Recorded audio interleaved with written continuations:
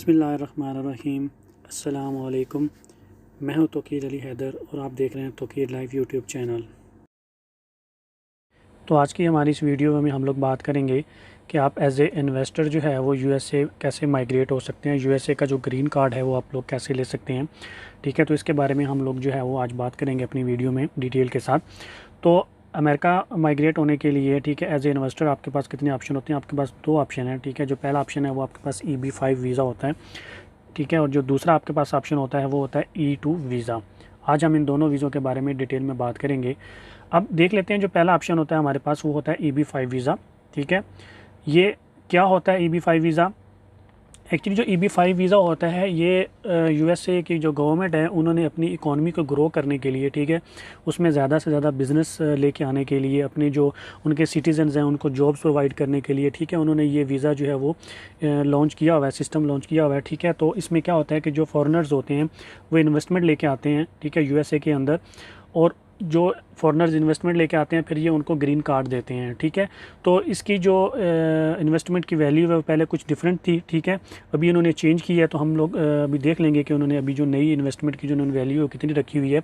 तो बेसिकली ये उनकी जो इकोनॉमिक ग्रोथ होती है उसके लिए ये उन्होंने मेन उनका जो पर्पज़ है वो ये वीज़ा जो है वो इशू करते हैं वो लोग। इसमें जो है वो कुछ इसकी रिक्वायरमेंट्स भी होती हैं। ठीक है, EB-5 वीज़ा की उसमें जो मेन इसकी जो फर्स्ट और मेन जो रिक्वायरमेंट होती है वो होती है कि आपने इन्वेस्टमेंट लेके आनी है यूएसए के अंदर। ठीक है, वो इन्वेस्टमेंट जो है वो तकरीबन 9 लाख जो है वो US डॉलर बनती है। ठीक है, आपने घबराना नहीं है। ठीक है, क्योंकि हमारे पास ऑप्शन 2 जो है वो E2 वीज़ा भी है, उसके बारे में हम अभी बात करेंगे थोड़ी देर में, तो इसलिए आपने 9 लाख सुन के घबराना नहीं है। तो जो पहला ऑप्शन क्या है इसके लिए, 9 लाख जो है US डॉलर आपने जो है वो इन्वेस्टमेंट लेके आनी है। ये उस एरिया के अंदर इन्वेस्टमेंट है जिसके अंदर मतलब जो यूएसए की गवर्नमेंट आपको बोलेगी कि इस एरिया के अंदर इन्वेस्टमेंट करो, उसके अंदर आपने 9 लाख इन्वेस्टमेंट करनी है। लेकिन अगर आप चाहते हैं कि आप खुद से कोई इन्वेस्टमेंट करें ऐसे एरिया के अंदर जहाँ पे उनको मतलब जॉब्स नहीं चाहिए, उनके ऑलरेडी उनकी उस एरिया के अंदर जॉब्स हैं, आप चाहते हैं कि आप उसमें इन्वेस्टमेंट करें, तो फिर आपको 1.8 मिलियन जो है वो US डॉलर जो है आपको इन्वेस्टमेंट करनी पड़ेगी। ठीक है, इसके बाद जो दूसरी कंडीशन होती है इसमें EB-5 वीज़ा में वो होती है कि आपने नया बिज़नेस जो है वो शुरू करना है। आपने जो भी इन्वेस्टमेंट लगानी है वो अपने नए बिज़नेस में लगानी है। ठीक है, कोई बिज़नेस जो ऑलरेडी चल रहा है आपने उसको परचेज़ नहीं करना, ना ही आप पार्टनरशिप परचेज़ कर सकते हैं। तो आपने क्या करना है कि आपने कम्प्लीटली नया बिज़नेस जो है वो लेके आना है यूएसए के अंदर।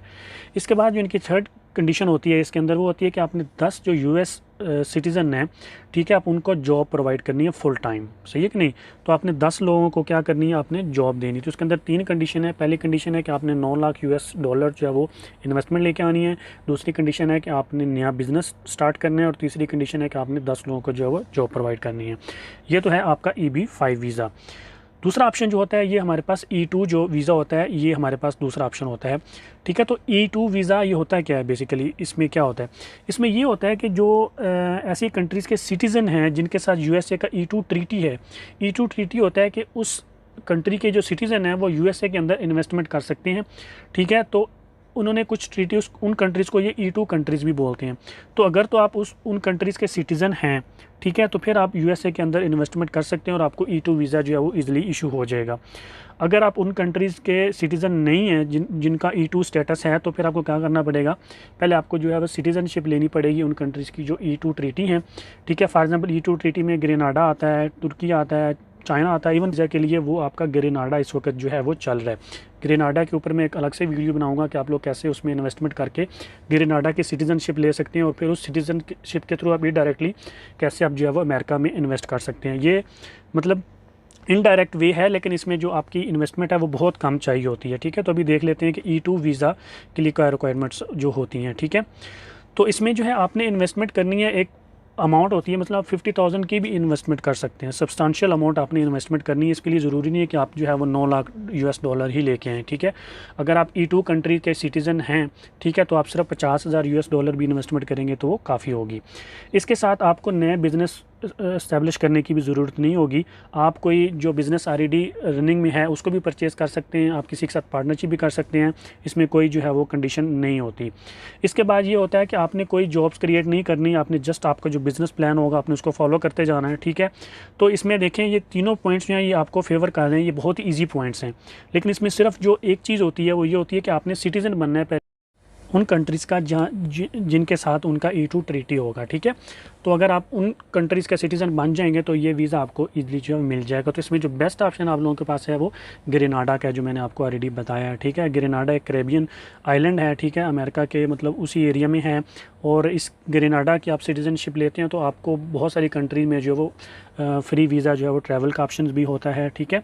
तो ये 2 वीज़े जो हैं वो आप लोगों के पास जो है ऑप्शन अवेलेबल हैं। तो अभी हम आगे चलते हैं और बात कर लेते हैं कि आप जो है वो ये 2 वीज़े लेते हैं तो आपको बेनिफिट्स क्या आएंगे, मतलब इन दोनों वीज़े का आप लोगों के पास जो है वो बेनिफिट्स क्या हैं अगर ये दोनों वीज़े आप जो लेते हैं, ठीक है। सबसे पहले देख लेते हैं कि जो EB-5 वीज़ा उसमें आप लोगों को क्या बेनिफिट मिलेंगे। इसमें तो एक तो जो आपकी जो वाइफ होगी उसको और आपके जो चिल्ड्रन होंगे 25 ईयर से कम एज के जो चिल्ड्रन होंगे उनको अमेरिका की जो रेजिडेंसी है, परमानेंट रेजिडेंसी, वो मिल जाती है, ठीक है। इसके अलावा जो होता है आप कहीं पे भी काम कर सकते हैं, कहीं पे भी रह सकते हैं, यूनाइटेड स्टेट के अंदर कोई रिस्ट्रिक्शन नहीं होती, ठीक है। इवन दो आप फ्लोरिडा और टेक्सास में भी रह सकते हैं, ठीक है। तो इसमें आप लोगों को फ्रीडम है, आप कहीं पे भी रह सकते हैं। इसके अलावा जो एजुकेशनल बेनिफिट्स होते हैं आपके बच्चों के लिए वो भी होते हैं। आप गवर्नमेंट के जो इंस्टीट्यूट्स होते हैं वहाँ पे भी वो पढ़ सकते हैं, यूनिवर्सिटीज़ में भी पढ़ सकते हैं। इसके अलावा जो होता है कि आपको कहीं काम करने के लिए वीज़ा स्पॉन्सर की रिक्वायरमेंट नहीं होती, ठीक है। आपके बच्चों को आपकी जो स्पाउस होती है, वाइफ, उसको भी कहीं पे काम करने के लिए वीज़ा जो रिक्वायरमेंट होता है स्पॉन्सर का, वो ज़रूरत नहीं होती। इसके अलावा आपको जो है वो वर्क वीज़ा भी नहीं लेना पड़ता। जो H1B इनका जो वर्क वीज़ा होता है एम्प्लॉयमेंट के लिए, वो भी आपको नहीं लेना पड़ता। आप फ्रीली जो है वो इस HB5 वीज़ा के ऊपर ही काम कर सकते हैं। इसके अलावा जो है आप 159 कंट्रीज़ में वो ट्रैवल कर सकते हैं USA ग्रीन कार्ड के साथ, ठीक है। तो आपको उन कंट्रीज़ का जो है वो वीज़ा भी लेने की ज़रूरत नहीं होती। इसके अलावा ये जो EB5 वीज़ा है ये कम्पेयर टू E2 वीज़ा जो है ये क्विक एप्लीकेशन इसकी प्रोसेस होती है और जल्दी जो है आपको वो सिटीज़नशिप मिल जाती है। पहले तो 2 साल का वो आपको रेजिडेंसी वीज़ा लगा के देते हैं, लेकिन 5 साल के बाद आपको वो सिटीज़नशिप दे देते हैं, ग्रीन कार्ड दे देते हैं इसके अंदर। अब चलते हैं E2 वीज़ा की तरफ। तो E2 जो वीज़ा है उसके अंदर जो है आपको लेस इन्वेस्टमेंट चाहिए होती है कंपेयर टू जो रेजिडेंस वीज़ा या जो आपका जो EB5 वीज़ा है उसके कंपेयरली कम जो है इन्वेस्टमेंट चाहिए। इसके अलावा आपको जो है वो नया बिज़नेस इस्टेब्लिश करने की ज़रूरत नहीं पड़ती। आप जो रनिंग बिज़नेस होता है उसको भी बाय कर सकते हैं, ठीक है। तो इसके बाद जो है आप जो है वो जॉब क्रिएट करना आपकी रिस्पॉन्सिबिलिटी नहीं होती, ठीक है। जो EB5 वीज़ा है उसमें आपने जॉब भी क्रिएट करनी है, नया बिज़नेस भी लेके आना है, तो इसमें ये जो है वो आप जो है टेंशन फ्री रहते हैं इन चीज़ों से। इसके अलावा आप सिमिलरली वही 159 कंट्रीज़ में भी ट्रैवल कर सकते हैं USA ग्रीन कार्ड के ऊपर, ठीक है ना। तो ये ऑप्शन सेम दोनों में सेम होगा क्योंकि दोनों के पास ग्रीन कार्ड होगा। इसके अलावा जो एजुकेशन आपके बच्चों के लिए होगी वो दोनों में सिमिलर रहेगी, ठीक है, क्योंकि दोनों के पास ग्रीन कार्ड होता है। मैं उम्मीद करता हूँ कि आप लोगों को मेरी आज की वीडियो पसंद आई होगी। अगर आप लोगों को ये मेरी वीडियो पसंद आई है तो आप काइंडली मेरे चैनल को सब्सक्राइब कर दें, लाइक कर दें और बेल का आइकन दबा दें ताकि मेरी आने वाली हर वीडियो आप लोगों तक पहुँच सके। अपना बहुत ज़्यादा ख्याल रखिएगा, दुआ में याद रखिएगा। अल्लाह हाफिज़।